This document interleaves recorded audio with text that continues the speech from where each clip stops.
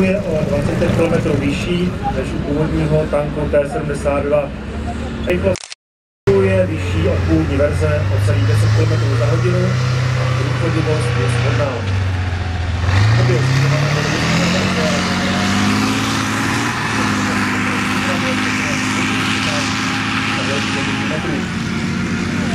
Řidič tanku dostal místo původních řídících pák řídítka, podobně jako bojové vozidlo pěchoty.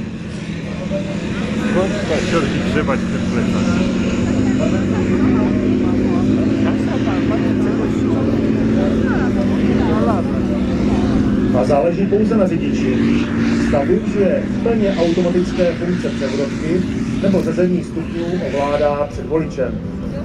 Při případné závadě elektroniky stroj jede dál, řidič je schopen řadit rychlostní stupně ručně pomocí zařízení s hydraulickými posilovači.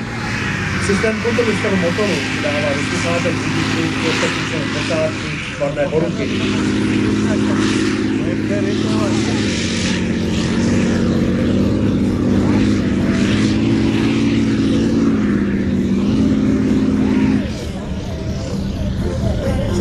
Jako nejdůležitější výbava moderních tanků je brán systém řízení palby.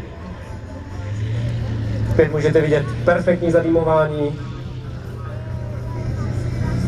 I tak těžká technika, jako je 48 tun vážící tank, dokáže, jak sami vidíte a mohli jste dosud vidět, velice svižně, energicky, dravě jezdit. Ta průchodnost terénem je opravdu výborná. Já budu pokračovat v tom systému řízení palby.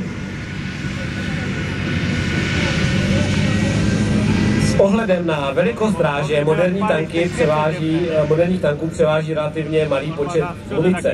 Proto je nutné, aby osádka tanku dokázala zničit zaměřený cíl první ranou. V porovnání se stávajícím tankem, nebo tehdejším tankem T-72M1 byl kvalitativně navýšen